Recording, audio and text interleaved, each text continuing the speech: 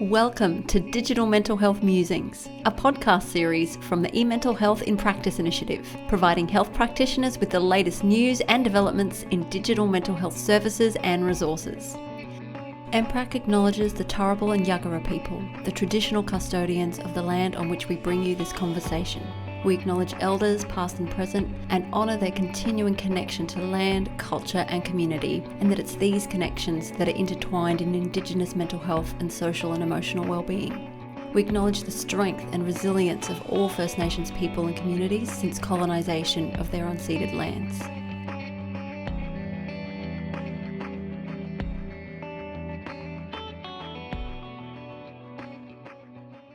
Hello and welcome back to Digital Mental Health Musings. Thanks for tuning in. I'm your host, Dr. Tanya McMahon, and today we reflect on NAIDOC Week and Reconciliation Week held earlier this month, recognising the health and well-being of our Aboriginal and Torres Strait communities, the First Nations peoples of this country. We wanted to keep the conversation going by delving more deeply into the role of ally that we as health professionals can play in showing up for and supporting our First Nations communities, clients, and colleagues. So joining me on the podcast today is Dr. Mim Weber.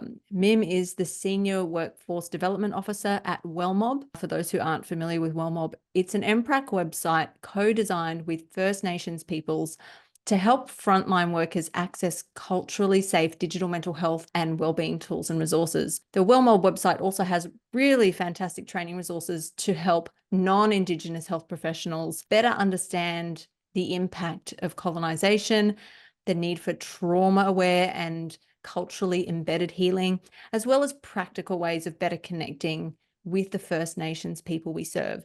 So WellMob really is a rich source of education and support for practitioners. So it's fantastic to have Mim here today to talk about the ways that we can engage with WellMob to understand how we, as non-Indigenous healthcare providers, can be better allies to First Nations people.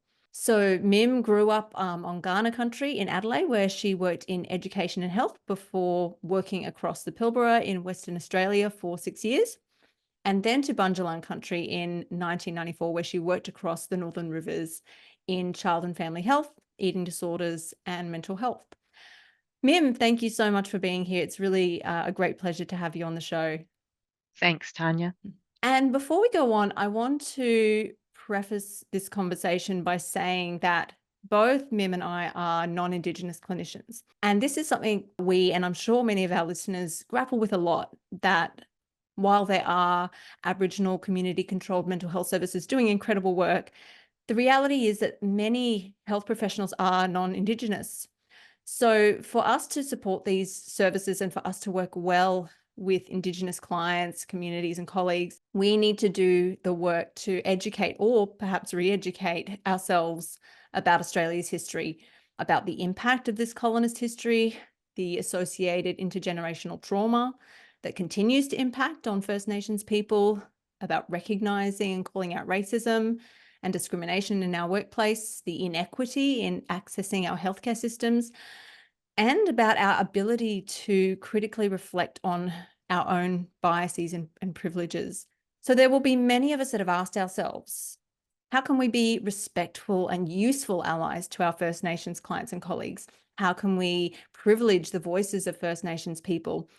Because sometimes, despite our best intentions, we may actually do harm without realizing it, because we might not understand how our unconscious biased assumptions, behavior or words, and the impact of colonization continues to affect the people and communities that we support. So Mim, you've recently written a really interesting and engaging piece for MPRAC's website. We'll link to it in the show notes. It's titled How to Be a Good Ally.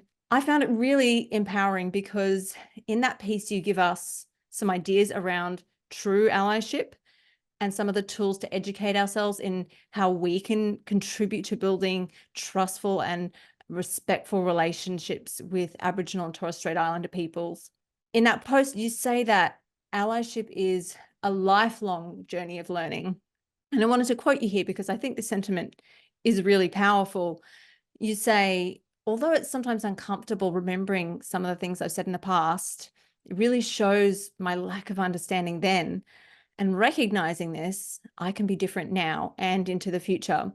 I really love this message. And I wonder if you can tell us about, when you started getting interested in allyship and then how that interest has impacted your practice. Thanks, Tanya. I've worked with Aboriginal and Torres Strait Islander colleagues in several different jobs since about the mid to late 1980s. As a social worker, I hold a strong belief in the importance of social justice and taking a collaborative approach, and this has informed much of how I've gone about things. I really began to think more seriously about the concept of allyship during the voiced referendum last year. I was appalled at the negative campaign and the outcome of the vote. I made a promise to myself that I would pursue being an ally this year, and WellMob's director, Dave Edwards, agreed for me to take it up through WellMob. So I began to do some reading, and I spoke to Dr. Marcel Townsend Cross, who is an academic here at the UCRH. She was really helpful, alerting me to further concepts and directing some more of my research.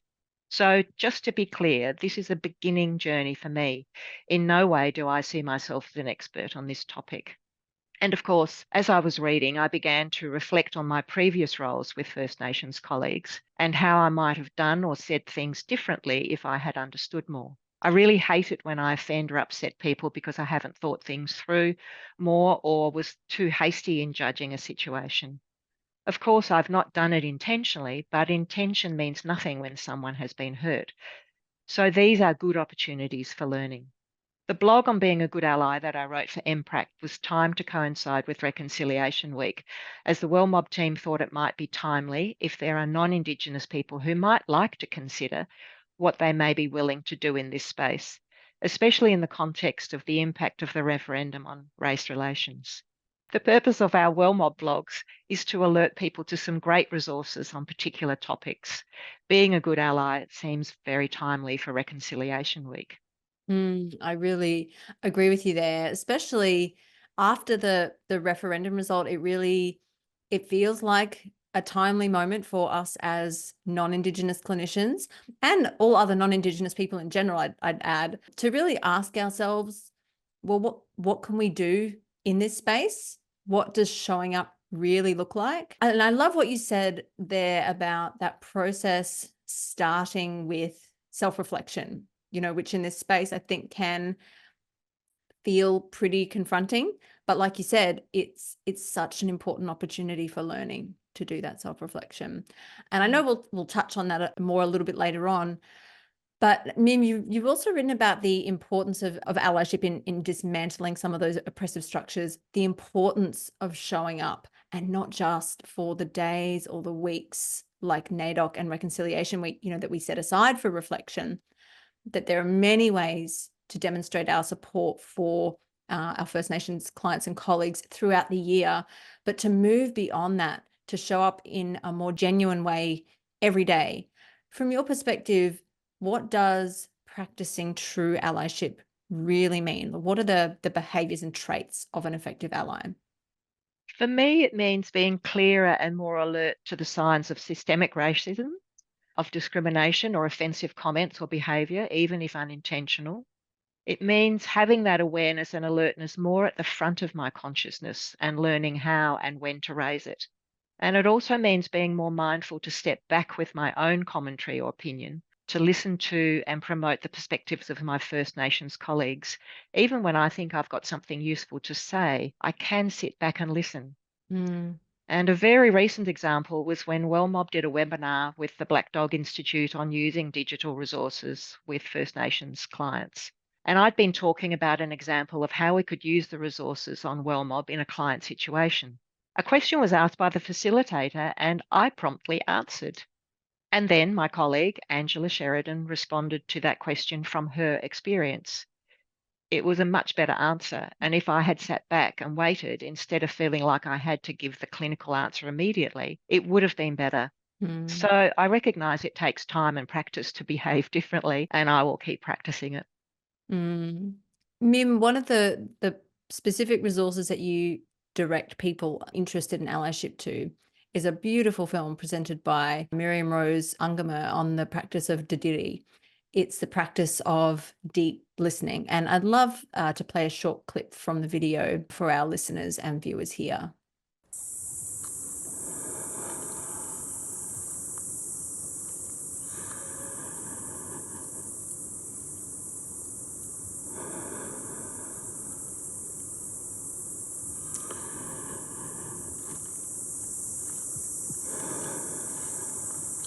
To know me is to breathe with me.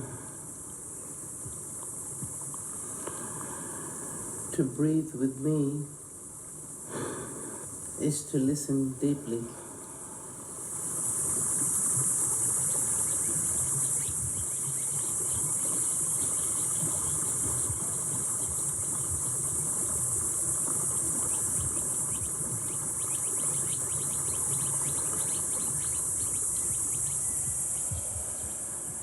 To listen deeply is to connect.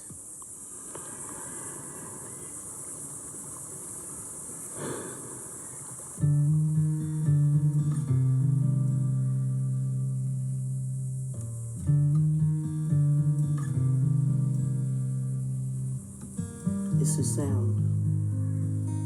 the sound of deep calling to deep. Didirri, the deep inner spring inside us.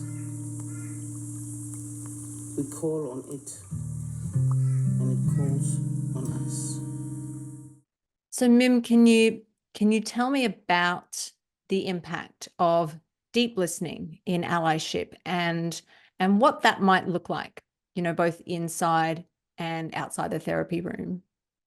Yes, the clip of Miriam Rose Ungermer on Didirri is indeed beautiful. It says so much, but I don't want to analyze it or comment on it. I think we need to connect to it in our own ways.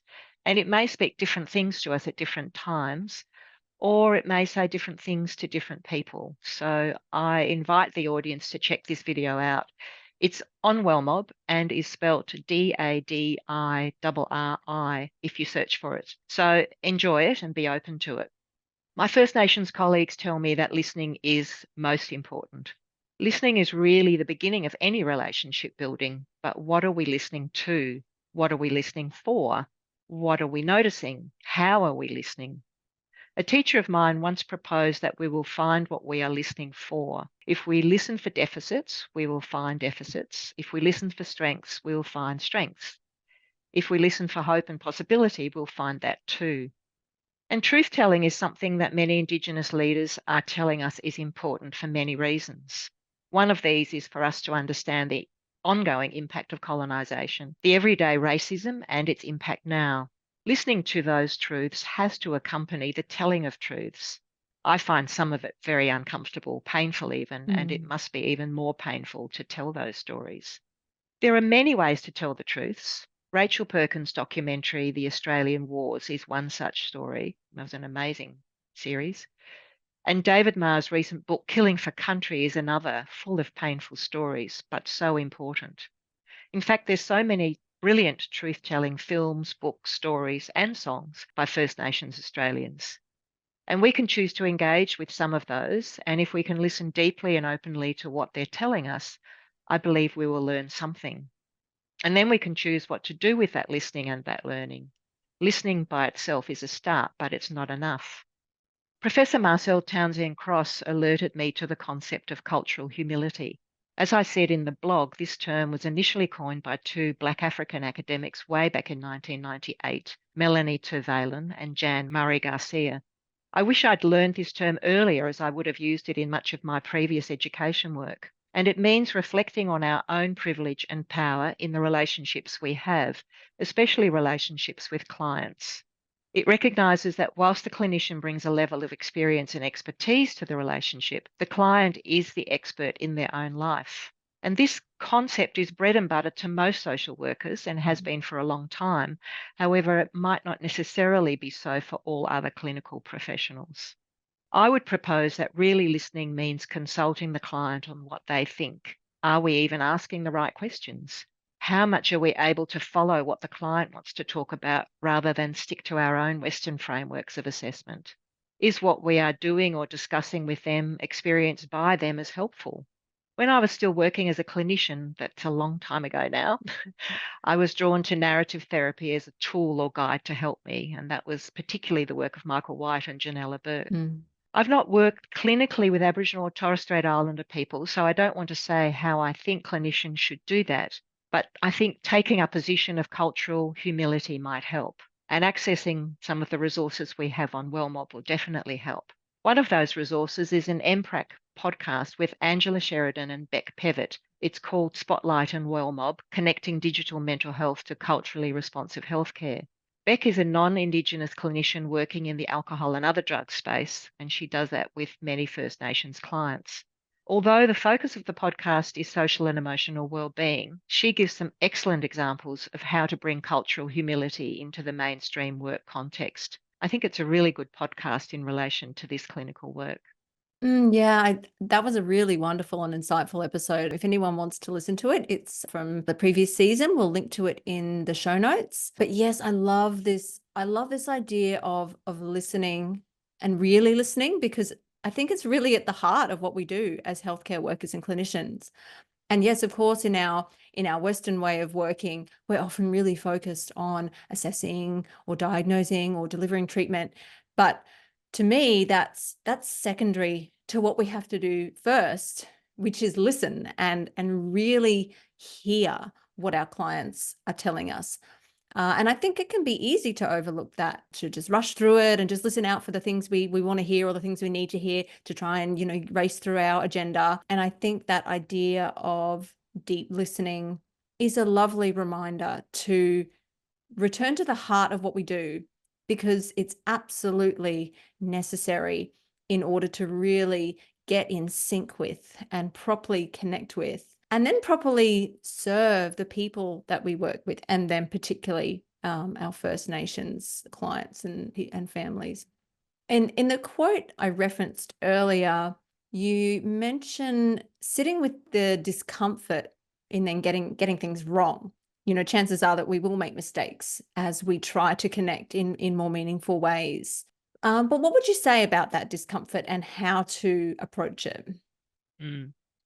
Yes, we're not always going to get it right. So what I try to do is just recognize it, and I can usually feel it or sense it from a response from somebody. And what I try to do is honor it, sit with it, talk to someone about it. I try not to be defensive or to justify my actions.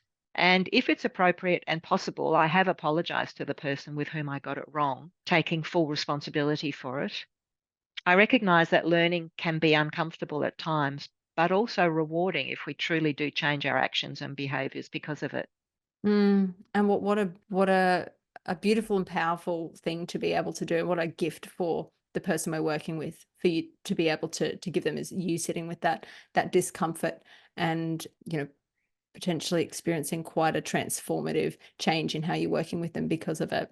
I want to talk a little bit more about sitting with that discomfort and also uncomfortable conversations, because as you say, genuine allyship really requires non-Indigenous Australians to speak out against contributors to racism, inequality, and disadvantage.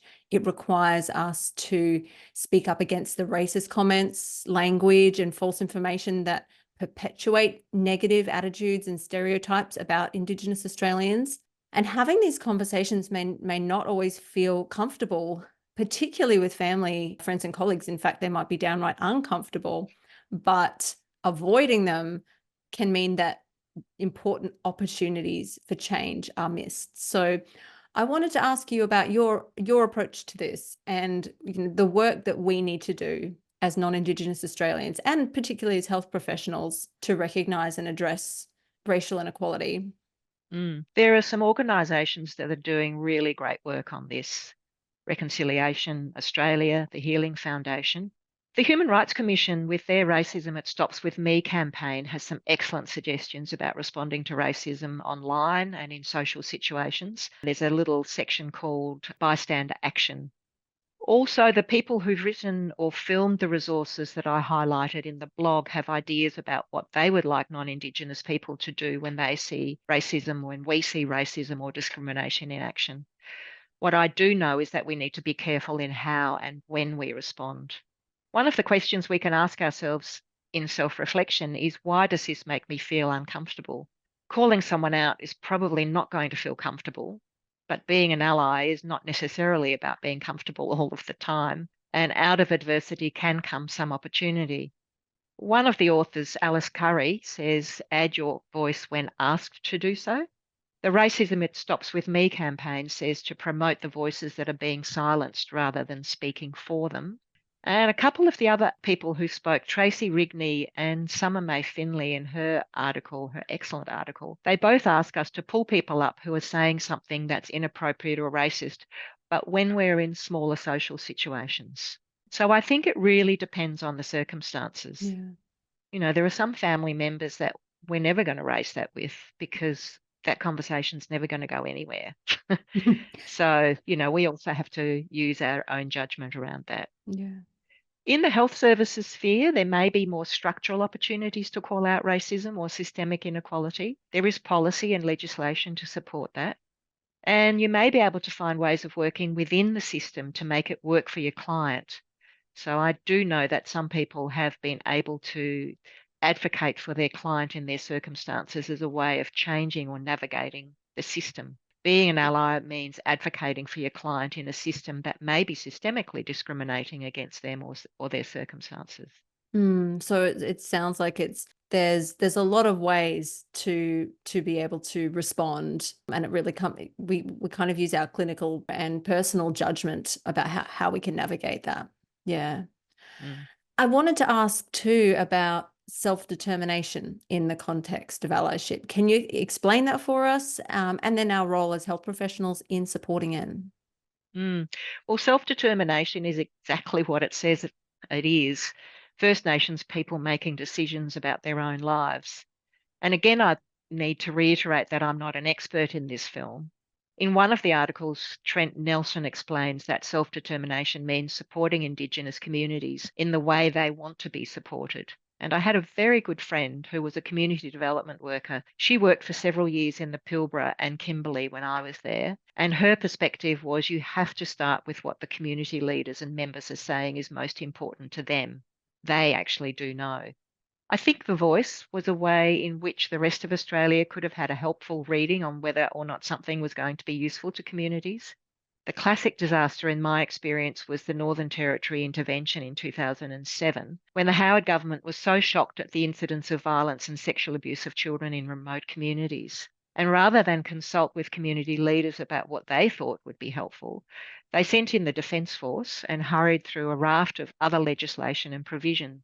Not surprisingly, it did not address the issue and was once again an example of the dominant Western system imposing their own ideas of a solution to something that they really did not understand.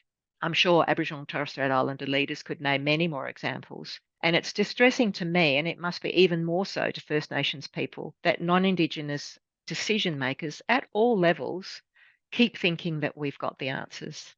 Oh, absolutely. And it really comes back to that earlier point you were making about listening and deep listening. I read somewhere that Indigenous Australians are the most consulted but the least listened to. And in fact, the example you gave there wasn't even any consultation. But I think it really does reiterate that point about listening, deep, honest, open listening, and really truly hearing what is being said, being a critical feature of allyship. So we also talked about education earlier, and WellMob offers such a rich source of resources to support health professionals through their journey to allyship, as well as other resources to support the health and well-being of Aboriginal and Torres Strait Islander peoples. And I wanted to talk a bit about cultural load, what that is, and how services like WellMob help to alleviate that burden. Yeah, cultural load, also referred to as colonial load. And it's so obvious when you think about it. I wished I had known this term years ago. It refers to the practice by us as non-Indigenous workers asking our First Nations colleagues to explain to us anything related to Aboriginality or issues relating to Aboriginal and Torres Strait Islander people. It also refers to the practice, quite a frequent one, of the lone First Nations worker on a team being asked to sit on every committee as the Indigenous rep or being asked for solutions on all sorts of issues. And that's exhausting for that person and clearly unfair, expecting them to represent the diverse range of cultures and perspectives that Aboriginal and Torres Strait Islander people have in this country. Cultural load also refers to the lack of understanding by some non-Indigenous managers and workplaces regarding the cultural and community responsibilities many First Nations workers carry. However, willingly they meet those responsibilities. An example of that is sorry business, where First Nations people are much more likely to be attending funerals more regularly than their non-Indigenous colleagues. As well as the disparity in life expectancy and suicide compared to non-Indigenous Australia, First Nations people have strong obligations to their extended family, kin and communities, and cultural protocols around death and burial. I have to admit that I too have unwittingly added to the colonial load of my First Nations colleagues at times. They've usually willingly and generously responded.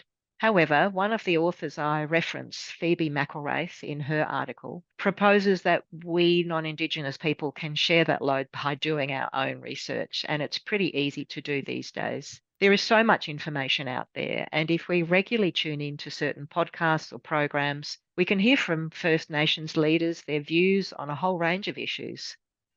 One of my favourite podcasts is Speaking Out on ABC Radio National, facilitated by Professor Larissa Behrendt.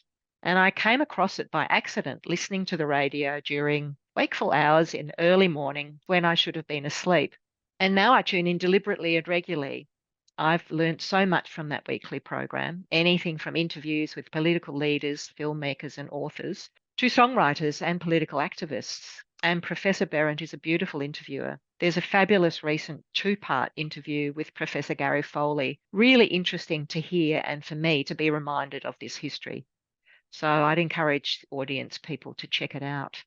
A few of the authors of the articles I referred to in the blog give their ideas about how we can educate ourselves, and it doesn't all have to be serious academic research. We can learn so much through other media. And I think this is such a great point because it feels like a very practical and meaningful way to take some responsibility and shift some of the burden of reconciliation onto our own shoulders as non-Indigenous people. And we're so lucky to be able to have access to information like this, whether it's podcasts or videos and websites, info sheets. There's so much out there. It's information that might have been difficult to access in the pre-digital era. So it feels like our part now is to do that work, the learning, the understanding, to reflect on what our knowledge gaps are and for us to do the work of filling them, because that information is out there if we just take the time to look for it. I remember the first time I watched the video there's a short animation on, it's only about 4 minutes or so, it's really not long, on intergenerational trauma from the Healing Foundation, narrated by Uncle Jack Charles, which can be found on the WellMob website. It had such a profound impact on me. It brought such deep understanding of the issue, and I've found so much value in all the other resources on WellMob since then. So as we kind of come to a close in our conversation, for now at least, while recognizing that the education and awareness needed to become a true ally is lifelong, do you have some advice about the practical steps in the short term that non-Indigenous health professionals can take today to start their allyship journey? Sure. And we all have our preferred ways of learning, and WellMob definitely can help with that. So you don't have to go trawling through the internet to find some fantastic resources. And I'm glad that you mentioned that one that you did. There's that one, and then there's a couple of others, again, short animations. So on WellMob, we have written, audio, and video resources on many of the topics around allyship. If you have a computer and you look at the training resources tab at the top of the toolbar, that's a good start. Have a look at the topics and click on the impact of colonisation, understanding social and emotional well-being, and the best practice ideas. They all have really fantastic resources on there to educate us as non-Indigenous workers. But also click on the culture icon, which is the green tile on our landing page. And if you click on that, the music and dance topics you'll see has a wealth of delightful videos, podcasts, and music. There's also the Our Stories topic tile, and it has a wonderful list of podcasts. The ABC Indigenous portal, it lists books, websites, and videos. Learning can be fun as well as meet our obligations to be good citizens of this country. So just start in whatever way appeals to you. This should not be a dutiful slog, but rather an enlightening and engaging journey of lifelong learning. Beautifully put, Mim, and a really lovely note to end on. Thank you so much for joining us and having this conversation. It's been a really, really lovely and insightful chat. Thanks, Tanya. Thank you for joining us. If you enjoyed this conversation, please remember to search for Digital Mental Health Musings on your favourite podcast platform and subscribe to catch new episodes. And to find out more about digital mental health or to access resources and digital mental health education, head to empra.org.au.